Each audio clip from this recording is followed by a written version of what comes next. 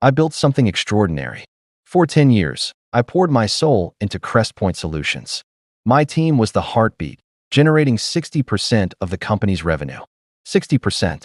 That's $120 million a year, year after year, because of us. I thought that meant something. I thought it meant safety, loyalty, respect. I was wrong. The new CEO, Victor Klein, walked into my office, looked me in the eye, and fired me. No warning. No reason. Just a cold. Your services are no longer needed. His voice was sharp, like a blade honed for this moment. His eyes gleamed with something I couldn't place. Triumph, maybe, or contempt. But here's the thing they didn't expect. The board panicked when they realized what I'd taken with me. Let's rewind. My name's Alex Harper. I was the vice president of sales at Crestpoint Solutions, a mid-sized tech firm that was nothing when I joined. 10 years ago, it was a scrappy startup with a half-baked software platform, a handful of clients, and a bank account that bled red. The office was a cramped loft with flickering lights and a coffee machine that never worked. But I saw potential. I saw a chance to build something real, something lasting. I started as a sales rep, just me, a beat-up laptop, and a phone that rang more with rejections than leads. I didn't have a team. I didn't have a budget. What I had was hunger. I understood people, how they thought, what they needed, what made them trust. That's what got me my first deal, a $50,000 contract with a regional retailer. Small potatoes, but it was a foothold. From there, I built the sales division, brick by brick, call by call, deal by deal. I handpicked every member of my team. Sarah, mid-30s, with a mind like a steel trap and a knack for closing deals others couldn't touch. She'd been a bartender before I hired her, reading people like open books, and she brought that same instinct to sales. Mike, quiet but brilliant, a numbers guy who could dissect a contract faster than anyone I'd met. He'd turned down a job at a bigger firm to join us, said he believed in what we were building. Priya, the youngest, with a laugh that could light up a room and a gift for making clients feel like family. She'd come to me fresh out of college, nervous but eager, and I'd watched her grow into a powerhouse. They weren't just employees. They were my family. We celebrated wins together, late-night pizza in the office after a big close, toasting with cheap beer because we were too tired to care. We mourned losses together, quiet moments in the break room after a deal fell through, passing around coffee and silence. We grew together through long hours, tough pitches, and the kind of trust you can't fake. Families fight for each other. And we fought hard. By year 10, my team was a machine. We didn't just meet targets, we obliterated them. 60% of Crestpoint's revenue, $120 million a year, steady as a heartbeat, came from us. We didn't just sell software. We sold trust. Fortune 500 companies, retailers, manufacturers, tech giants, signed with us because they knew we'd deliver.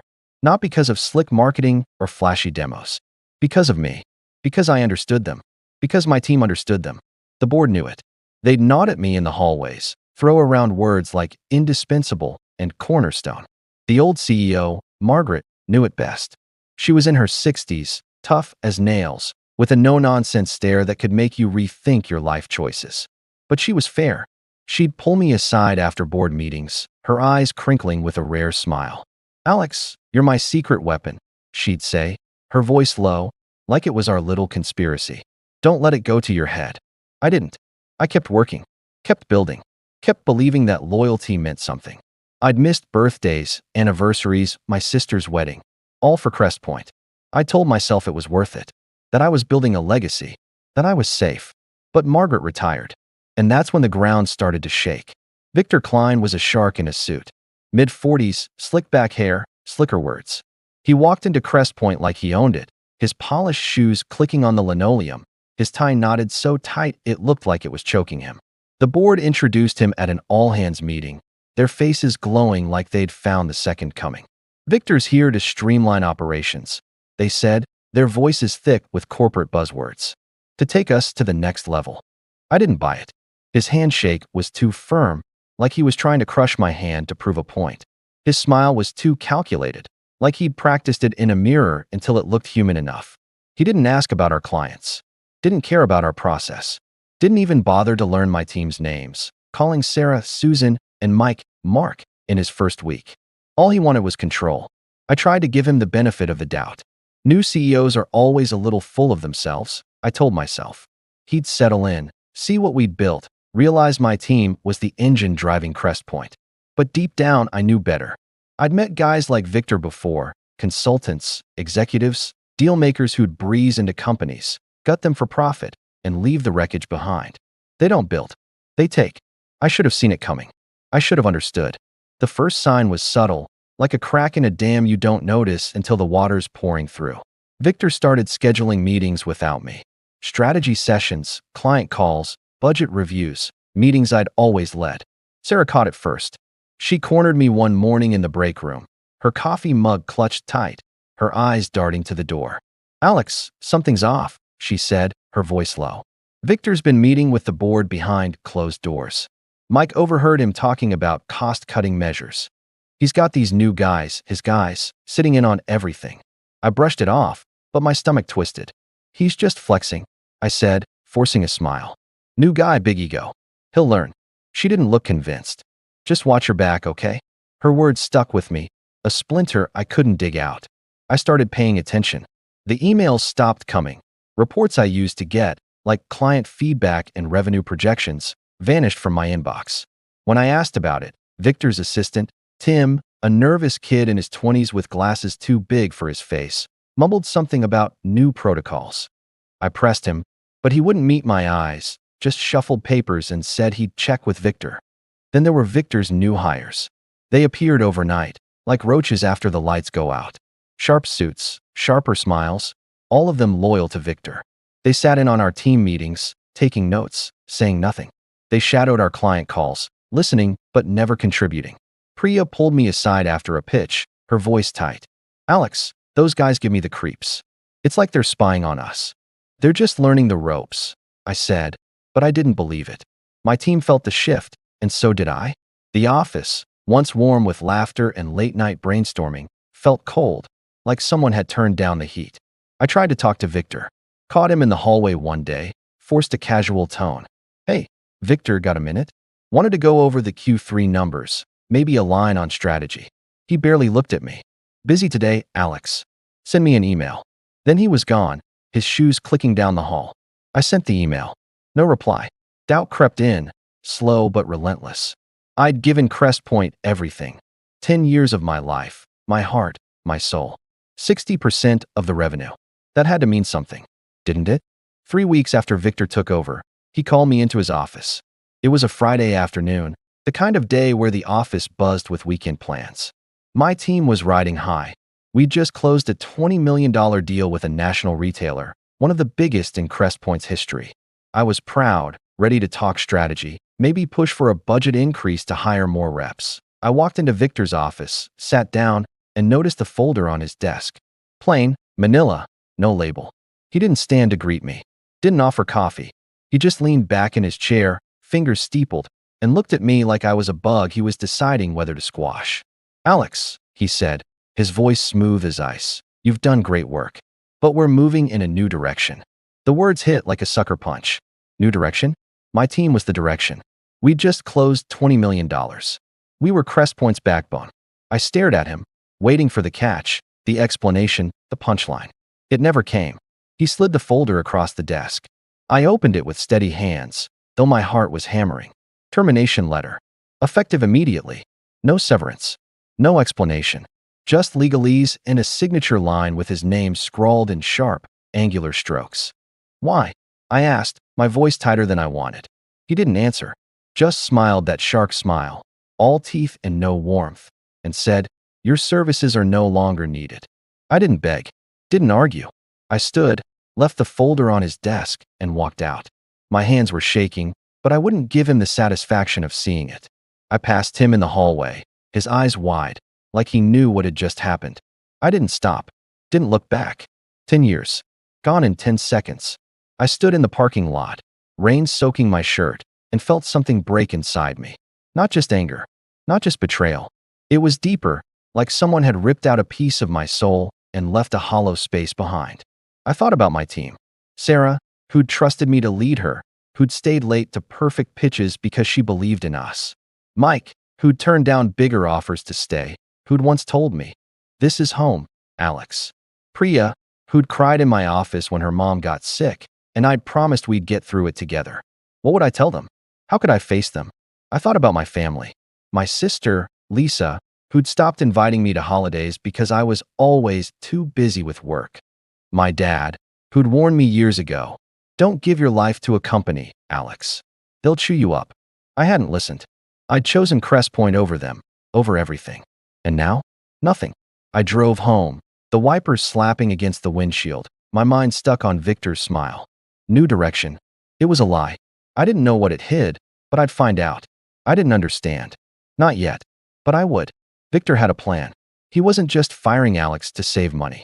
He was clearing the board for his own game. Alex's team was loyal to Alex, not him. That was a problem. Victor needed yes men, puppets, people who'd nod at his ideas, follow his orders, and keep their mouths shut. Alex was none of those things. He was a leader, not a follower. His team was tight-knit, fiercely protective, and they'd question Victor's every move. Firing Alex was step 1. Replacing his team with loyalists was step 2. Step 3 was the real prize, a sale. Crest Point was profitable, thanks to Alex's team, but Victor didn't care about long-term growth. He wanted a quick exit, a fat payout, and a clean getaway. A private equity firm, Pinnacle Capital, was circling, ready to buy Crest Point at a discount. In return, Victor would pocket a 7-figure bonus, maybe 8 figures if he played it right. All he had to do was make the numbers look good enough to close the deal, but not so good that the board would hesitate. The board didn't know the full scope of his plan. They thought Victor was a visionary, a numbers guy who'd boost their stock price and make them all richer. They didn't see the cracks forming, the client complaints, the stalled deals, the whispers from the sales team. They didn't see Victor's real game. But someone did. Someone understood. The first week after I was fired, I didn't sleep. I couldn't. My apartment felt too small, the walls closing in as I replayed that moment in Victor's office. His smile, sharp and predatory. His words, new direction, echoing like a taunt. It was a lie, but what was the truth? I tried to move on. Updated my resume, sent emails to old contacts, scrolled job boards until my eyes burned. But every time I typed, Vice President of Sales, Crest Point Solutions, my chest tightened. 10 years. 60% of the revenue. And now? Nothing. My phone buzzed constantly. Texts from my team, checking in, asking what happened. "Alex, you okay?" from Sarah. "What the hell's going on?" from Mike. "Call me, please," from Priya. I didn't know what to say. I got fired felt too raw, too final. So I dodged them, sent vague replies, promised I'd call soon. I wasn't ready to face their questions or their pity. I wasn't ready to face myself. I defined myself by Crest Point, by the deals, the wins, the team I'd built. Without it, who was I? Just a guy in a 1-bedroom apartment, staring at a laptop, wondering where it all went wrong. I'd sacrificed everything for that company. My relationships, my health, my time. I hadn't taken a real vacation in years. Hadn't called my dad in months. Hadn't seen Lisa since her last birthday, when I'd left early for a client call. I was angry, but it wasn't just at Victor. It was at myself. For trusting Crest Point. For believing loyalty would protect me. For not seeing the signs. Then Sarah called. It was late, past 10 p.m., and her voice was a whisper, like she was hiding in a closet. "Alex," she said, "something's wrong. Victor's pushing for a sale. The whole company. And he's hiding it from the board." I sat up, the fog in my head clearing. "A sale? How do you know?" She hesitated, her breath shaky. I overheard him. He was on a call in his office, door cracked. I was working late, thought everyone was gone. He was talking to someone about finalizing terms and keeping the board in the dark. He mentioned Pinnacle Capital. "Alex, he's moving fast." My mind raced. A sale. Crest Point was profitable because of my team. If Victor sold the company, he'd walk away with millions. But the fallout? Employee morale would tank. Clients would bolt. Big ones, like the retailer we'd just signed for $20 million. The stock price would crater. And the board, if they didn't know, would be blindsided. "Why hide it?" I asked. "I don't know," Sarah said. "But he's replacing people. Mike's been reassigned to some pointless project, analyzing old contracts no one cares about. Priya's getting sidelined, stuck on cold calls like she's an intern. And his new hires? They're awful. Clients are complaining. Deals are falling through. Alex, it's bad." I gripped the phone, my knuckles white. Victor wasn't just firing me to streamline. He was firing me because I'd ask questions, because I'd fight for my team. Because I'd understand. Sarah, I said, my voice steady for the first time in a week. Don't tell anyone. Not yet. I need to think. I hung up and leaned back, heart pounding. The anger was still there, burning, but it wasn't drowning me anymore. I was thinking, strategizing, planning. I wasn't done yet. The next morning, I started digging. Not for revenge, at least not at first. I just needed to understand. I called old clients, keeping it casual, like I was just catching up. Hey, how's Crest Point treating you? I'd ask, my tone light. The answers were grim.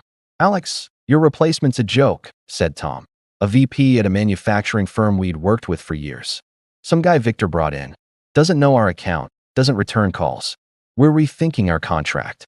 Things have gone downhill since you left, said Ellen, a procurement director at a retail chain. We're looking at competitors. Crest Point's dropping the ball. Each call was a knife to the gut. My team had built those relationships, nurtured them through late-night emails and cross-country flights. Now Victor's people were torching them. I reached out to industry contacts, people I'd met at conferences, shared drinks with, closed deals alongside. The whispers were consistent. Pinnacle Capital was sniffing around Crest Point. They wanted a quick buy, low price, no fuss. And Victor was their guy, the one greasing the wheels, promising a lean, profitable company they could flip for a profit. I called Sarah again. What's Victor telling the board? Not much, she said. He's feeding them vague projections, talking up efficiencies. But he's dodging the big clients. And Claire, she's on the board. She's starting to ask questions. She cornered him after a meeting, asked why revenue projections were down. He brushed her off, but she wasn't happy. Claire, I knew her. Late 50s, sharp as a tack, with a lawyer's mind and a bulldog's tenacity. She'd always liked me, respected what my team did. She'd once told me, over coffee at a company retreat, Alex, you're the only one here who actually gets it. If she was suspicious, that was my opening. I met Claire at a quiet cafe downtown, far from Crest Point's offices. She looked tired, her gray hair pulled back tightly, her eyes scanning the room like she expected Victor to walk in. Alex, she said, stirring her coffee, I'm glad you reached out. Things aren't adding up. I didn't push, just listened. She talked about Victor's presentations, polished slides, big promises, but light on details. Revenue projections that seemed too low, despite my team's numbers. Client retention numbers that didn't match what she'd heard from her own contacts. He's rushing something, she said, her voice low. I think it's a sale, but he's not telling us. Why? I took a risk. Because he's getting a payout, I said. A big one. Pinnacle Capital's involved. They want Crest Point cheap, and Victor's making it happen. Her eyes narrowed. You have proof? Not yet, I admitted. But I can get it. She nodded, slow, deliberate. Do it. Quietly. If Victor's playing us, I want to know. I left the cafe with a spark of hope, but also a weight. Claire was on my side, but she wasn't enough. The board was dazzled by Victor, seduced by his talk of streamlining and shareholder value. I needed hard evidence, emails, contracts, something that showed Victor's hand. I needed my team. They were still at Crest Point, still fighting, but they were battered. Victor's new hires were taking over, pushing them out of client meetings, burying them in busy work. Sarah told me Mike was close to quitting, fed up with being treated like a rookie. Priya was barely hanging on, her confidence shaken by Victor's constant micromanaging. I called them to my apartment. No office, no conference room, just my cramped living room, with takeout boxes on the coffee table and a whiteboard I'd bought from a thrift store. They showed up, one by one, looking tired but loyal. Sarah, her arms crossed, her eyes fierce. Mike, quiet, his laptop already open. Priya, forcing a smile, but her hands fidgeting. Alex, Sarah said, cutting through the small talk. What's going on? Why'd Victor fire you? I told them everything. The termination letter. Sarah's call about the sale. My meeting with Claire. The whispers about Pinnacle Capital. They listened, their faces shifting from shock to anger to determination. He's selling us out, Mike said, his voice low, like he was stating a fact. Our work, our clients, everything we built. He's throwing it away for a payday. Priya shook her head. I knew something was wrong. His new hires are tanking our accounts. I had a client yell at me yesterday, said no one's returned their calls in weeks. We can stop him, I said, but we need proof. Emails, documents, anything that shows he's hiding the sale from the board. And we need to move fast. Sarah leaned forward. I've got access to the share drive. Victor's sloppy. He doesn't always lock his files. I can look. Mike nodded. I've still got backdoor access to the CRM. I can pull client data, show how much revenue we're losing under Victor's people. Priya hesitated, then spoke. I've been talking to Tim, Victor's assistant. He's scared, Alex. He knows something's up, but Victor's got him on a tight leash. I think I can get him to talk. I looked at them, my family, and felt a surge of pride. Victor thought he could break us. He was wrong. Let's do this, I said. But be careful. Victor's not stupid. If he catches wind of this, he'll come for you next. The next 2 weeks were a blur. We worked in secret, meeting at my apartment or quiet diners, passing information like spies in a bad movie. Sarah found emails between Victor and Pinnacle Capital, vague, but damning. They talked about streamlining headcount and optimizing for acquisition, with Victor promising a smooth transition by Q4. Mike pulled data from the CRM, showing a 15% drop in client retention since Victor's hires took over. Big accounts, ones we'd spent years nurturing, were slipping away. He also found projections Victor had sent to the board, deliberately lowballing our revenue to make the sale look like a necessity. Priya worked on Tim. She was gentle, patient, meeting him for coffee, listening as he vented about Victor's demands. He's always yelling, Tim told her, his voice shaky. Says I'm not fast enough, not smart enough. But he's doing stuff I don't understand. Meetings at weird hours, calls he won't let me listen to. Like what? Priya asked, keeping her tone light. Tim hesitated, then whispered, he's got a folder, locked on his laptop. Calls it Project Apex. I saw him open it once. There were contracts, big ones, with Pinnacle Capital. Priya relayed this to me, her eyes wide. Project Apex. That's it, Alex. That's the sale. I nodded, but my gut twisted. We were close, but not close enough. Emails and data were suggestive, but a locked folder on Victor's laptop?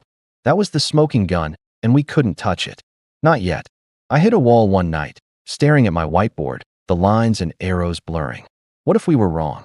What if Victor was just a bad CEO, not a schemer? What if I was dragging my team into a fight we couldn't win? I thought about my dad's warning. They'll chew you up. Was this my fault? Had I been too trusting, too naive? I called Lisa, my sister, for the first time in months. It was late, and I half expected her to ignore me. But she picked up, her voice wary. Alex, you okay? I told her everything. Not just the firing, but the years I'd given Crest Point, the sacrifices, the hollow feeling in my chest. She listened, quiet, then said, You're not your job, Alex. You're my brother. You're more than some company. Her words hit hard. I'd forgotten who I was outside Crest Point. But talking to her, hearing her voice, reminded me I wasn't alone. I had a family, my team, my sister, my dad. And I had a fight to finish. The breakthrough came from an unexpected source. Ellen, the procurement director at the retail chain, called me out of the blue. Alex, I got a weird email, she said. From Victor. He's offering us a discount on our contract, but only if we sign a new term before the end of the month. Why is he so desperate? I froze. A discount? That didn't make sense. Our contract was already locked in, profitable for both sides. Unless Victor was trying to juice the numbers, make Crest Point look more attractive to Pinnacle. Ellen, I said, can you forward me that email? She did. It was gold. Victor's language was careful, but the intent was clear.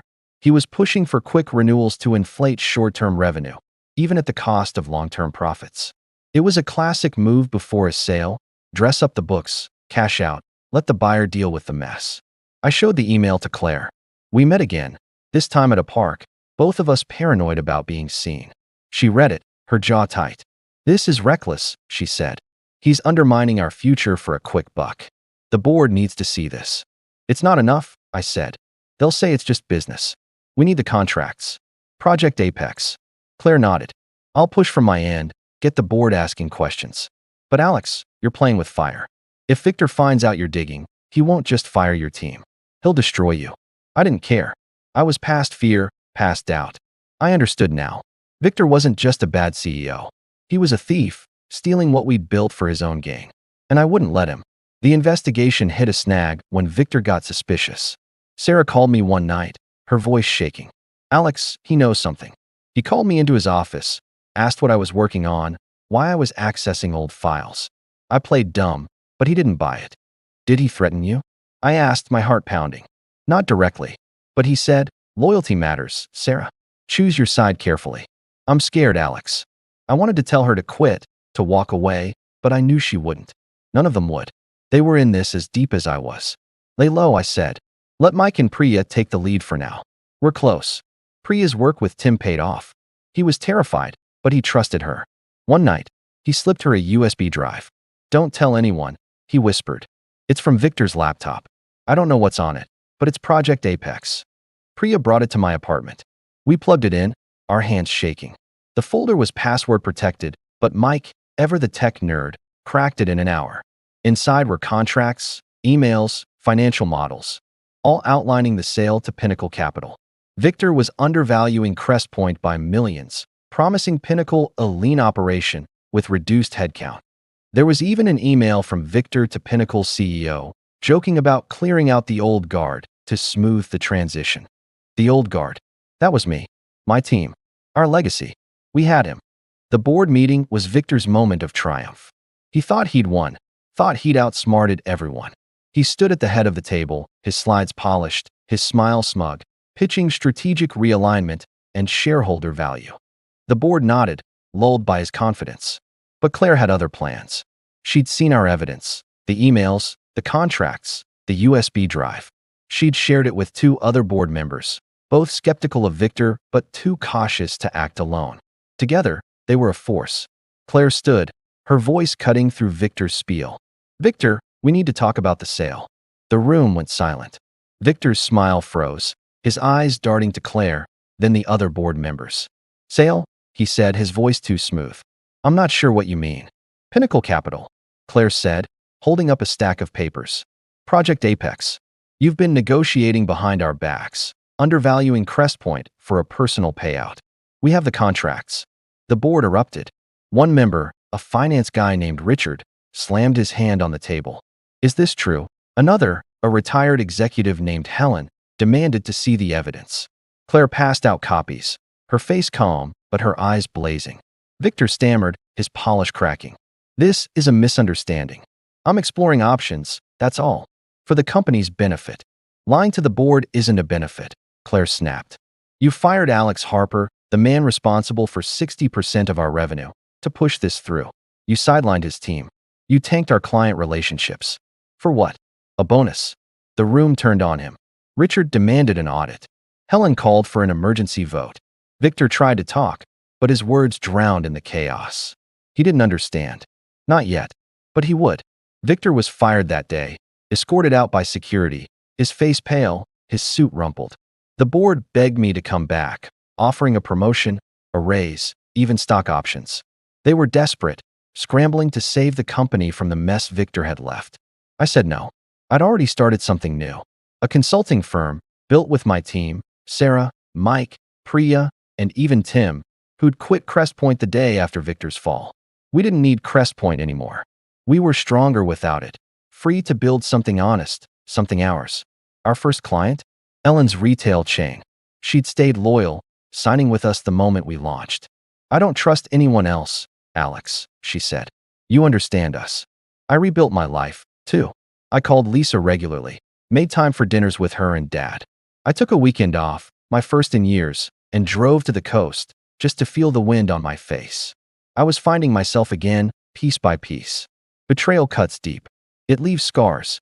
But scars tell a story. Mine's a story of resilience, of understanding what matters, of rebuilding something better. I don't hate Victor. I don't need to. He thought he could break me, thought he could take everything. My team, my legacy, my soul. He was wrong. I understood. And that was enough.